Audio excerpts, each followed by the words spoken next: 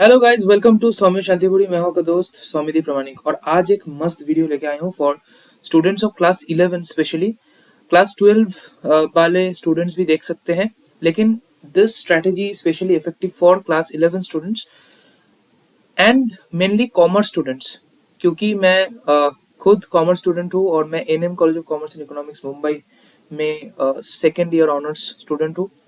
So basically it is one of the toppest colleges of India, and to tell about, I got 90% in my class 12, and I have also got my chance in NMIMS by writing in PET exam, in Christ by writing their entrance, St. Joseph College of Commerce, St. Xavier's College, in Delhi, uh, one of the top five colleges, Kirorimal College, and so many other colleges, but I chose NM College for certain reasons. The reasons I will tell in another video, but आज का जो concept, आज का जो video है, discussion है, that is about a master plan that I prepared for you all for getting best college of commerce in India.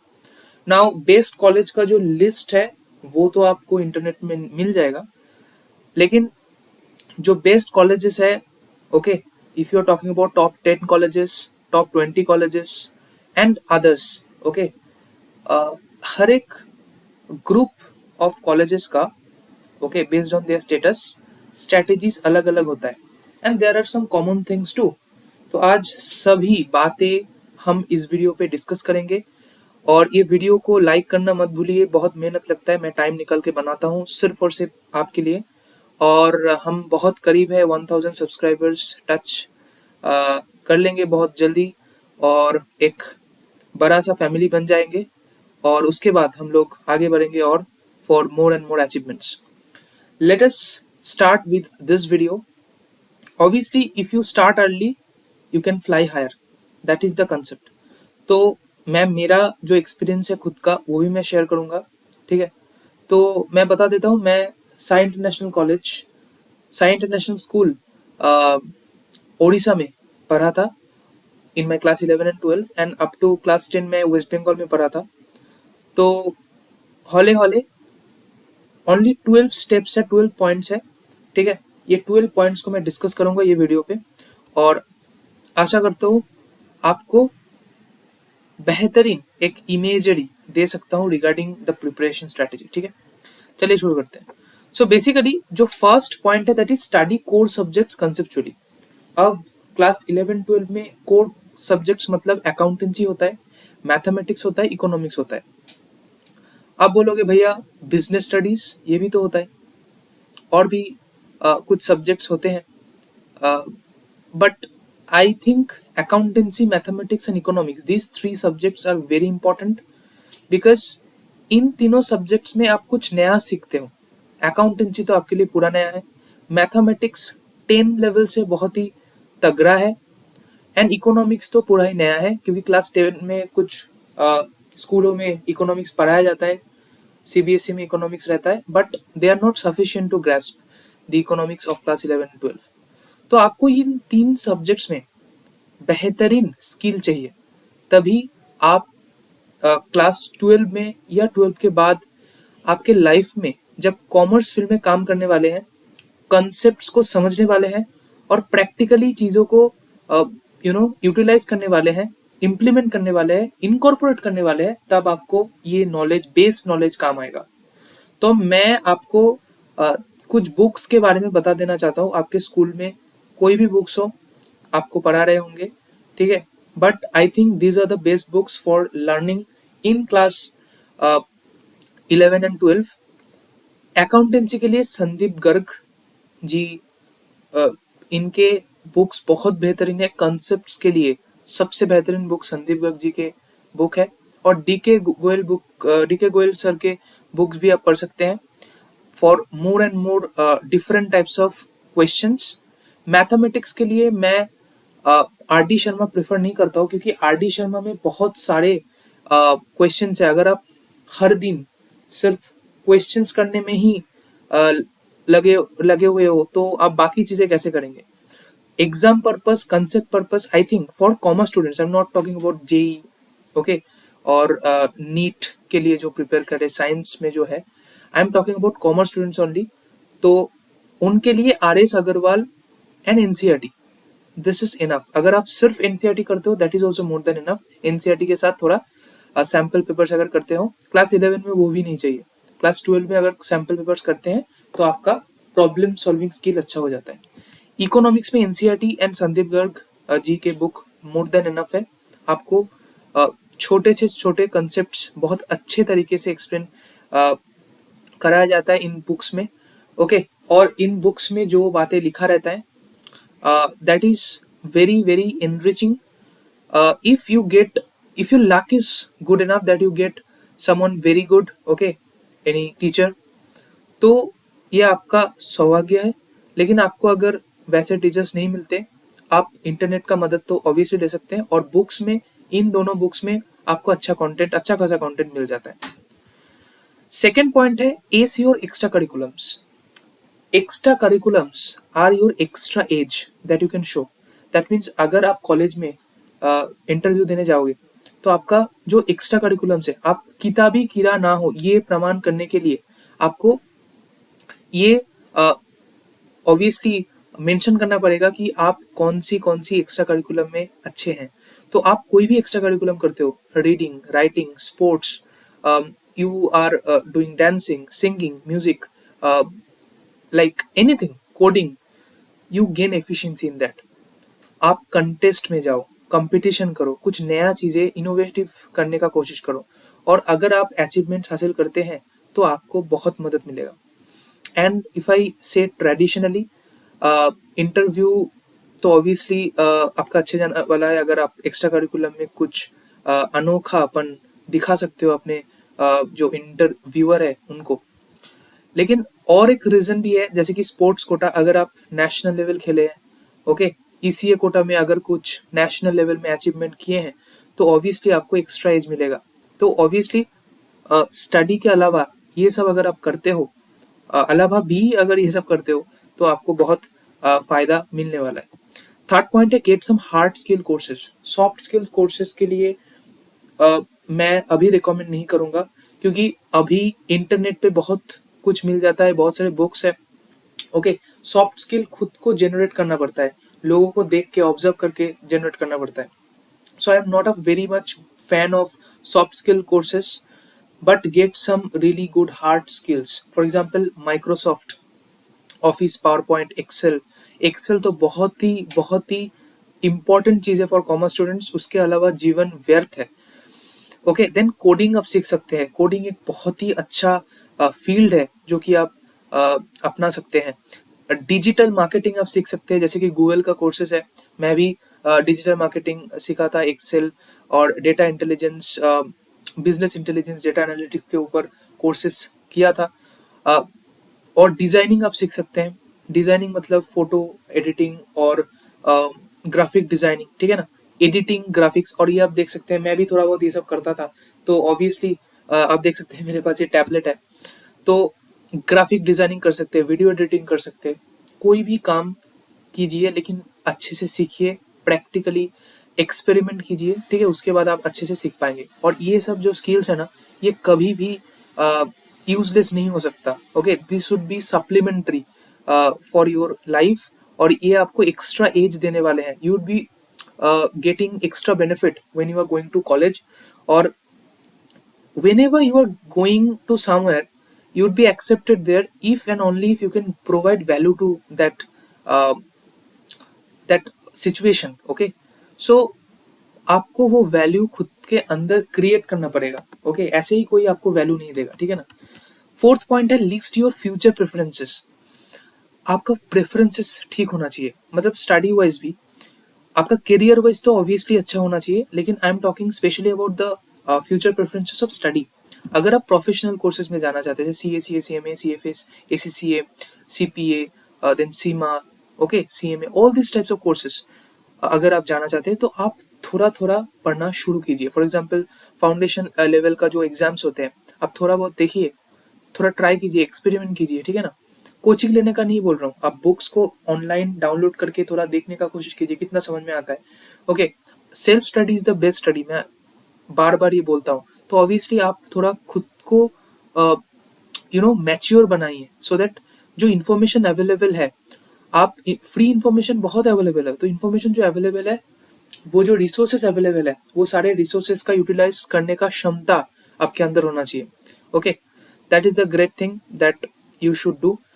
अगर आपका प्लान एमबीए है, तो आप थोड़ा क्वांट एलआर ये सब प्रैक्टिस कीजिए। इसके बारे में मैं नीचे और आऊंगा जब मैं एंट्रेंस एग्जाम के बारे में बताऊंगा। तो क्वांट एलआर आप प्रैक्टिस कीजिए, बहुत सारे बुक्स फ्रीली अवेलेबल है, बहुत सारे मटेरियल्स फ्रीली अवेलेबल है। ओके, अगर आपका प्लान फॉरेन में जाना है, तो सैट जीमैट एग्जाम के बारे में जानिए। मेरे बहुत सारे दोस्त फॉरेन में गए, लेकिन मेरा प्लान कुछ और था, तो I am in India. Prepare and rejuvenate your CV. What is CV? CV means your biodata. Okay. Now currently biodata doesn't mean that आप नौकरी में जा रहे हो और आपका बायोडाटा रेडी होना चाहिए। आप जो एम्प्लॉयर है उनको बायोडाटा देने वाले हो, सबमिट करने वाले हो, आपका एक्सपीरियंस और कुछ क्वालिफिकेशंस लिखा होगा। CV doesn't mean that right now. CV means your experiences. CV means what you have done, what your prospects are. Okay, how can you be employable as a human resource. तो आपका जो CV है, आपका जो value है, आपका जो credit worthiness है इन दिस सोसाइटी, वो आपका सीवी रिफ्लेक्ट करता है। तो आप पार्टिसिपेट कीजिए, परफॉर्म कीजिए, प्रिपेयर कीजिए। This 3 P's are great to follow. Participate in competitions, programs, sessions, perform in cultural fests. Okay, कुछ मॉडल competitions होते हैं, जैसे कि model United nation, model parliament. तो आपको यहाँ पे एक्सपीरियंसेस भी मिलता है, आपको एक कम्युनिकेशन स्किल, उसके बाद how to become very much factfully as well as activated, okay, and energized while you are delivering your speech. तो इन सारे स्किलों के बारे में आप जानोगे। सोशल प्रोग्राम्स, ओके, जैसे कि ब्लड डोनेशन कैंप्स, उसके बाद डिफरेंट तरीके का सोशल रिस्पॉन्सिबिलिटीज को यू नो आप you should think about that, how to provide value from yourself to the society। ठीक है, प्रॉब्लम्स को ढूंढने का कोशिश करो, क्योंकि जो अभी सबसे अच्छा, जो अभी प्रॉब्लम्स ढूंढ सकते हैं ना सोसाइटी में, वही आगे बढ़ता है। तो कॉलेजेस में इंटरव्यू में भी पूछा जाता है कि आप क्या कोई प्रॉब्लम्स का सॉल्यूशन ला पा रहे हैं, या आप ऐसा कोई प्रॉब्लम्स को सोचे जो कि और कोई नहीं देखे हैं इन द सोसाइटी। तो बहुत इंपॉर्टेंट चीजें हैं। उसके बाद 6 पॉइंट में get your soft skills ready, जैसे कि communication skills, presentation skills, negotiation skill, communication skill, how to communicate. Okay, उसके बाद प्रेजेंटेशन, मतलब अगर आप कोई पॉइंट, कोई कंसेप्ट को समझे है, उसको कैसे प्रेजेंट करते हैं, so that everyone can understand. Presentation skill के अंदर भी कम्युनिकेशन स्किल आ जाता है। कम्युनिकेशन आपको आना चाहिए so that you can present. Okay, negotiation skill, negotiation skill is the biggest and underrated, most underrated skills.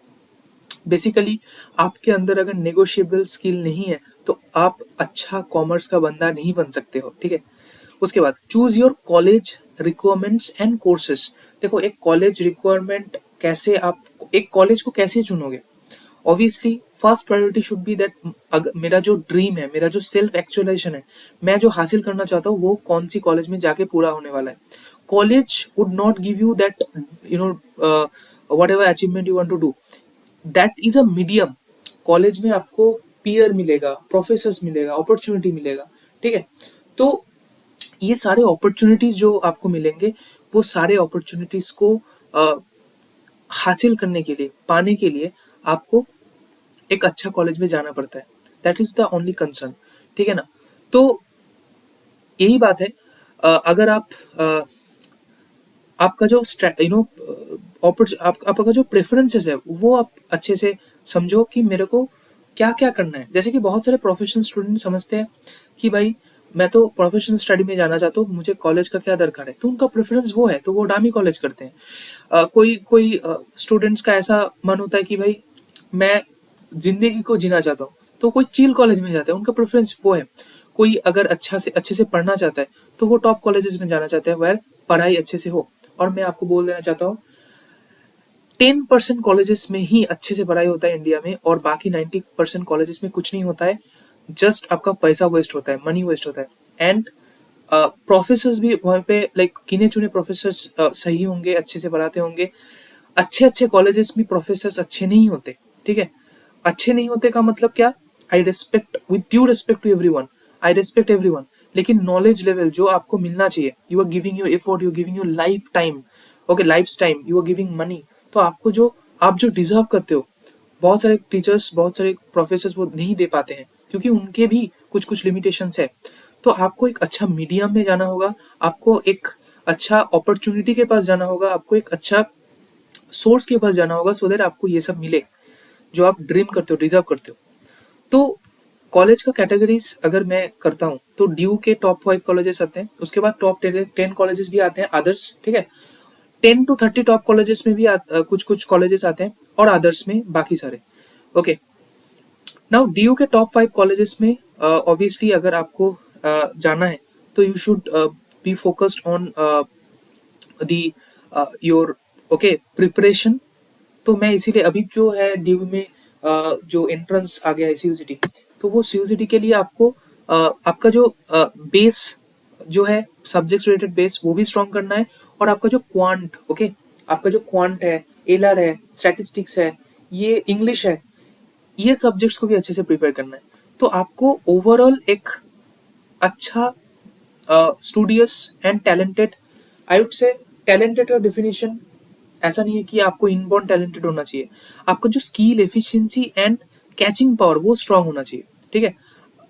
Pressure झेलने का क्षमता होना चाहिए, that is that are some of the traits of talented students. Innovative होना चाहिए आपका जो mind है, नया नया सॉल्यूशंस ला सके प्रॉब्लम्स का, ओके। रेडीमेड सॉल्यूशन में बिलीव ना करके, सस्पिशन हो उनके मन में, मतलब दुनिया में कोई भी अगर प्री एग्जिस्टिंग चीजें हैं, उनका नए नए तरीके का इंटरप्रिटेशन ला सके, कुछ सप्लीमेंट्री थिंग्स ऐड कर सके, कुछ वैल्यू एडिंग कर सकते। तो ये जो कुछ कुछ स्किल्स के बारे में मैं बताया, these are the traits of a talented student. अगर आपको टॉप 10 अदर कॉलेज में जाना है तो आपका मार्क्स भी सही होना चाहिए, और बहुत सारे कॉलेजेस में धीरे धीरे एंट्रेंस का जो वैल्यू वो ज्यादा बढ़ रहा है, तो एंट्रेंस प्रिपरेशन आपको करना है इन 11-12 में। अगर आप 11-12 को अच्छे से काम में लगाते हैं तो आपका जो आफ्टर क्लास 12, ओके, जो टेंशन रहता है बहुत से स्टूडेंट्स, मेरे मन में भी बहुत सा टेंशन था, क्योंकि मैं क्लास 11-12 में मैं थोड़ा बहुत क्वांट प्रिपरेशन किया था, लेकिन ज्यादा क्वांट एलआर डीआई में फोकस नहीं किया था। 11-12 में मेरा ज्यादा फोकस था, तो इसीलिए मेरे को बहुत ज्यादा टेंशन लेना पड़ा आफ्टर क्लास 12। तो ये आप गलती मत कीजिए, एंट्रेंस प्रिपरेशन कीजिए फ्रॉम क्लास 11, थोड़ा थोड़ा 1 घंटा 1.5 घंटा एक्यूमुलेट होते होते आपका जो प्रिपरेशन होगा वो बहुत तगड़ा होने वाला है। You'd be ageing like you'd be getting much more age than others, ठीक है। देन टॉप 10 to 30 कॉलेजेस में मार्क्स ज्यादातर प्रायोरिटी है, ओके। अगर आपका 85%, 80% से भी ज्यादा मार्क्स है, लेकिन आप क्यों ऐसे सोचोगे कि मेरे को 10-30 या अदर कॉलेज में जाना है, मुझे टॉप 10 कॉलेजेस में, टॉप 5 कॉलेजेस ऑफ ड्यू में जाना है, ऐसा ही आपका सोच होना चाहिए। एंट्रेंस प्रिपरेशन कैसे करना है, एंट्रेंस प्रिपरेशन में मैं बताना चाहता हूँ, English, quant stats and LR, ये 3 चीजों में आपका बहुत अच्छा नॉलेज होना चाहिए। प्रॉब्लम सॉल्विंग स्किल अच्छा होना चाहिए, न्यू प्रॉब्लम्स को टैकल करने का एप्टीट्यूड जो आपको बिल्ड करना होगा, that is what you have to prepare for. So basically English के लिए मैं बताना चाहता हूँ, इंग्लिश के लिए आपका ग्रामर स्ट्रांग होना चाहिए। ग्रामर मतलब जो बेसिक ग्रामर होता है, parts of speech, tenses, voice change, narration, okay. Then interpretation skills, unseen passages को पढ़ के समझ के आंसर करना, ठीक है, ओपिनियन दे पाना, okay. Then there are some important logical reasoning based on English. Words को लेके बहुत जगह खेला जाता है बहुत सारे क्वेश्चंस में, तो कैसे आपको डील अप करें वो सारे प्रॉब्लम्स को, वो आपको सीखना है, ठीक है। उसके बाद quants and stats, quantitative and statistics को अच्छे से डील अप करना चाहिए। मतलब क्वांटिटेटिव में आता है basic math up to class 10, 11-12 का भी कुछ आता है, बस most of the colleges class 10 level तक ही जो कॉन्सेप्ट है। लेकिन 10 लेवल तक कॉन्सेप्ट मतलब ये नहीं है 10 लेवल तक जो आप सम्स किए हैं वो, 10 लेवल तक कॉन्सेप्ट मतलब वो कंसेप्ट में जितना सोच सके वो आपके अंदर होना चाहिए। और वो कैसे आएगा, नंबर ऑफ क्वेश्चन सॉल्व करने से होगा obviously. But most important thing is that वो जो चीजें हैं, वो चीजें जो आप सीखते हैं, जैसे कि रेशियो, प्रोपोर्शन, परसेंटेज, उसके बाद यूनिटरी मेथड कैसे अप्लाई किया जाता है, ठीक है, टाइम वैल्यू ऑफ मनी कैसे अप्लाई किया जाता है, ये सारी चीज आपको जानना होता है, कैसे एक चीज डिराइव होता है, ठीक है। अगर आप क्लास 11 में है, ठीक है, क्लास 11 में है, आपको WDV return down value method पढ़ाया होगा और एक फॉर्मूला दिया होगा, तो वो फॉर्मूला कैसे डिराइव होता है मैं एक वीडियो में डाला हूँ, आप देख सकते हैं। Okay, time value of money का जो कंसेप्ट है वो उधर आ जाता है। तो बहुत सारे ऐसी चीज जो है आपका क्लास 11 12 में पढ़ाया जाएगा, आपको आपका जो टीचर है उनको भी कुछ कुछ चीजें पता नहीं होगा, ठीक है, विद ड्यू रिस्पेक्ट, सबको सब कुछ पता नहीं रहता है, ठीक है। वो भी अपने स्टूडेंट्स में अगर इनएफिशिएंटली पढ़े होंगे तो वो भी लॉजिक नहीं जानते होंगे। तो आप अगर टीचर से वो लॉजिक समझ नहीं पा रहे हैं तो आप खुद कोशिश कीजिए, इंटरनेट पे जाइए, ठीक है। ऐसे ही बहुत सारे लोग हैं यूट्यूब में, जैसे कि मैं, और आप अगर सब्सक्राइब करना चाहते हैं तो ऑब्वियसली सब्सक्राइब कीजिए। बहुत सारे इंपॉर्टेंट लॉजिकल थिंग्स और जो कि आपको कहीं नहीं मिलेगा वो वैसे वीडियोस मैं अपलोड करता हूँ ये चैनल पे, और बहुत क्रिस्प वीडियो रहता है। उसके बाद एलआर आप कैसे पढ़ोगे, एलआर आप जैसे कि RS अग्रवाल, आई थिंक उनके बुक्स है, बहुत फेमस है। उसके बाद क्वांट एंड स्टैट्स का भी बुक्स मिल जाता है, आर्यन का बुक्स अवेलेबल है, तो आप करो थोड़ा थोड़ा करके एक हैबिचुएशन बनाओ और आप देखोगे बहुत अच्छे से आप डील अप कर पा रहे हो चीजें को। देन करंट अफेयर अपडेशन, आप न्यूज़पेपर पढ़ो, मैगजीन पढ़ो, आर्टिकल पढ़ो, आपका जो करंट अफेयर्स है वो अच्छा होना चाहिए, क्योंकि अगर आपका करंट अफेयर्स अच्छा नहीं है, स्ट्रांग नहीं है, मतलब you are not dynamic. If you are not dynamic, you are not able to create value on that situation because you are not aware of the things. उसके बाद क्या 9th पॉइंट है, read at least 5 to 10 books complete in 2 years। मैं बहुत ही कम बोल रहा हूँ, okay. 5 to 10 books तो आप इजीली पढ़ सकते हो, इतने टाइम है आपके पास, ठीक है। एटलीस्ट 5 to 10 बुक्स पढ़िए, तो आपका जो नॉलेज लेवल है वो भी बढ़ेगा। आपका जो 11 12 के बाद ना आप एक अलग ही दुनिया में आ जाते हैं, जहाँ पे आपका कोई गाइडेंस नहीं होता है, कोई भी आपको बोलने नहीं वाला ये करिए वो करिए, स्कूल लेवल तक वो होता है। तो उसके बाद आपका जो डिसिप्लिन है, self discipline, self awareness, self realisation and how to deal with externalities, वो आपका अच्छा होना चाहिए। तो उसके लिए आप ये छोटे छोटे जो स्किल्स है अगर आप डेवलप कर पा रहे हैं, तो आपके अंदर जो पेशेंस लेवल है, आपके अंदर जो कैपेबिलिटीज है, वो निखर के आएगा, और वो जो कैपेबिलिटीज है वो आपको जीवन भर मदद करने वाला है, फैसिलिटेट करने वाला है to grow up. Side hustles कीजिए, ये 10th पॉइंट है। साइड हसल्स मतलब कंटेस्ट में जाइए, कॉम्पिटिशन्स में जाइए। अगर आप यूट्यूब में कंटेंट क्रिएशन कर सकते हैं, वैल्यू बेस्ड कंटेंट क्रिएशन कीजिए। मतलब ऐसा नहीं है कि जस्ट उतपटांग सा कोई व्लॉग बना रहे हैं या मूवीज का क्लिप्स अपलोड कीजिए, ऐसा नहीं। आप खुद अगर कुछ वैल्यू क्रिएशन कर पा रहे हैं, आपके अंदर कुछ नया नया आइडियाज है, आप पढ़ाना चाहते हैं, आपका प्रेजेंटेशन व्यक्त करना चाहते हैं, तो वो आप कीजिए। सोशल एक्टिविज्म, सोशल एक्टिविज्म मतलब आप कोई एनजीओ के साथ जाके उनके साथ जुड़िए, नया नया आइडियाज दीजिए। कैसे, सपोज मैं बहुत सारे आइडियाज दे सकता हूँ। सपोज आप कॉमर्स के स्टूडेंट हैं, आप किसी किनारा शॉप्स को जाके बोलिए, भाई मैं आपको एक ऐसा प्लान रेडी करके दे रहा हूँ, ओके, आपको मैं एक ऐसा प्लान रेडी करके दे रहा हूँ so that you can plan for the next day, plan for the upcoming month, so that आपका जो कैश इनफ्लो आउटफ्लो हो आप ट्रैक कर पाए। That is very important. जो किनारा शॉप्स है वो क्यों बड़ा नहीं हो पाते हैं, क्योंकि उनका अकाउंट स्ट्रांग नहीं है। वो समझ नहीं पाते मैं जो मेरा इनफ्लो हुआ आउटफ्लो हुआ वो कैसे इधर उधर हो जाता है, कहाँ कहाँ क्रेडिट रह जाता है, कहाँ कहाँ मैं यू नो पैसा को इन्वेस्ट कर देता हूँ, कहाँ कहाँ मैं पैसा को खर्चा कर देता हूँ, मुझे नहीं पता। तो एक अच्छा प्लान उनके पास होना चाहिए। आप एक कॉमर्स स्टूडेंट होकर ये सब कर सकते हैं, तो उनको आप सिखाइए, ओके, फ्री ऑफ कॉस्ट कीजिए, सो दैट आप खुद के अंदर बिलीव कर सके, हाँ मैं कुछ वैल्यू दे सकता हूँ किसी को। Okay, this is a basic idea. Okay, writing practice is very important. अगर आप पोएम, स्टोरीज, एसेज लिख सकते हो, लिखिए।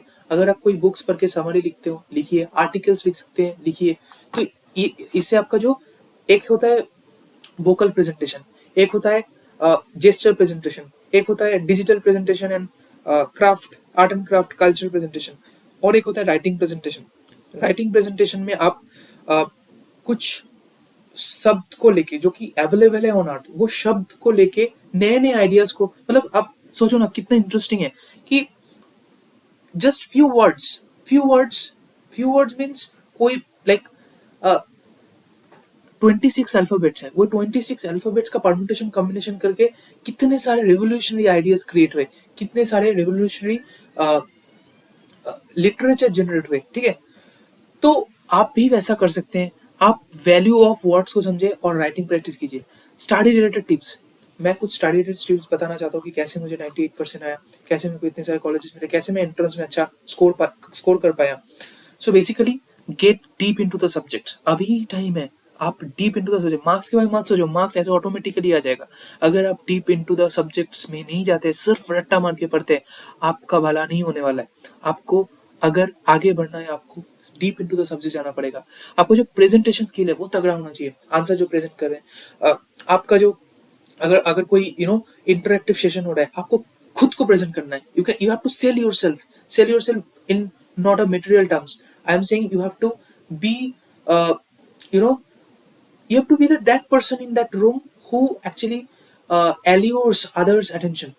मेमोरी टेक्निक्स बहुत इंपॉर्टेंट है। पढ़ने का भी स्ट्रेटेजी होता है। निमोनिक्स बनाओ, चीजें को रिलेट करके करके बनाओ। एक होता है मेमोरी विंडो, इस दरवाजे से कंसेप्ट को लेके उस दरवाजे से कैसे इमेजिनेशन करो। ओके, इमेजिनेशन टेक्निक, स्टोरी बनाओ। तो बहुत सारे मेमोरी टेक्निक्स है। अगर इसके ऊपर आपको वीडियो चाहिए तो मैं बना दूंगा। उसके बाद ग्रुप वर्सेस सेल्फ स्टडी। अच्छा, ग्रुप स्टडी अच्छा है कि सेल्फ स्टडी? किसी के लिए ग्रुप स्टडी, किसी के लिए सेल्फ स्टडी। मुझे प्रैक्टिकल सब्जेक्ट्स के लिए एक्चुअली सेल्फ स्टडी पसंद है और थ्योरी सब्जेक्ट्स के लिए ग्रुप स्टडी पसंद है। आपका anything can be your preference. तो आपका जो फायदेमंद हुए वो आप कीजिए। ग्रुप स्टडी भी अच्छा है, सेल्फ स्टडी भी अच्छा है, लेकिन ग्रुप स्टडी में ये आप एश्योर कीजिए, ग्रुप में जो है वो they should not be cannibals. वो ओके, ऐसा नहीं है कि वो खुद का भी टाइम वेस्ट कर रहे हैं, आपका भी टाइम वेस्ट कर रहे हैं, just for the purpose of enjoyment. तो ग्रुप में वैल्यूएबल डिस्कशन हो, that is the most important thing. और ऐसे बंदों को लेके ग्रुप बनाओ so that you know something better than him, so that you can explain and get clarified about yourself and someone can do the same so that you can get benefited. Okay, एक exchange mechanism हो। उसके बाद be practical and mature enough to know the application। आप कोई चीजें को, जैसे economics का कुछ कुछ कॉन्सेप्ट होता है, जैसे डिमिनिशिंग मार्जिनल रिटर्न, जैसे कि डिमिनिशिंग मार्जिनल यूटिलिटी। तो ये सारे जो कॉन्सेप्ट है, ये सब कॉन्सेप्ट्स कैसे अप्लाई होते हैं ये आप पूछो। अगर आपका टीचर नहीं बता रहे तो उनको जाके उनके पैर में पड़ जाओ कि मुझे बताओ। और नहीं तो आप खुद YouTube में देखो, बहुत सारे बुक्स अवेलेबल है, बहुत अच्छे से एक्सप्लेन कर दिया जाता है। ओके, तो आप पढ़ने का कोशिश करो, समझो, टीचर को बताओ। ओके, अगर वो नहीं समझाते हैं तो खुद समझो, स्टूडेंट से आपका जो पीयर है, फ्रेंड्स है, उनके साथ डिस्कस करो, लेकिन अच्छे से डीप इनटू द डिटेल्स जाओ। और challenge books and teachers politely. आपको एक ट्रूथ बताना चाहता हूँ, आप जो पढ़ते हो वो बाइबल नहीं है। ओके, कि that is the only thing that exist and nothing else exist. आपका जो टीचर है वो जो बोलते हैं that is not the final thing. Okay, आप टीचर्स को भी चैलेंज करो बट पोलाइटली, बुक्स को भी चैलेंज करो बट इंटेलिजेंटली। ओके, और आप खुद का इंटरप्रिटेशन लाओ। उसके बाद दूसरों के साथ थोड़ा डिस्कशन करो, हाँ मैं क्या सही हूँ, सही पाथ में जा रहा हूँ। Okay, and that is the way you can grow. Conclusion में ये बताना चाहता हूँ, स्ट्रेटेजी बहुत इंपॉर्टेंट है, रूटीन बहुत इंपॉर्टेंट है, प्लान बहुत इंपॉर्टेंट है, consistency, discipline is the key. तो आशा करता हूँ ये वीडियो अच्छा लगा, बहुत मेहनत लगी वीडियो बनाने में। वैसे तो मेहनत फील नहीं होता क्योंकि आपके लिए बना रहा हूँ। और अगर कोई भी पर्सन को मेरे ये वीडियोस में मदद हो जाए, ओके, मुझे बहुत अच्छा लगेगा। I would be feeling much satisfied. Okay, तो this are the truth I have said, nothing मेकी और nothing just for the sake of getting views कि मैं उल्टा सीधा बातें करूँ। This are the things which are actually important, what I have experienced in my life, what other people have told, what the greatest teachers up till now I have met, they have said. Okay, uh, and these are things that actually can help you. I hope you liked it. If you like, don't forget to like and don't forget to subscribe सौम्य शांतिपुरी। आज independence day है और आशा करता हूँ आप अच्छे से celebrate करे होंगे। और इंडिपेंडेंस डे में ये वीडियो मुझे लगा कि बनाना चाहिए, because what we can do is provide value to the society and that is what for which we are born. तो आज इंडिपेंडेंस डे में मैं आपके लिए वीडियो बनाया सो दैट मैं खुद इंडिपेंडेंट फील कर सकूं about my interpretation, my knowledge. Okay, so आज के लिए इतना ही। बाय। आशा करता हूँ नेक्स्ट वीडियो पे कुछ धमाकेदार कंटेंट लेके फिर से आएंगे। बाय।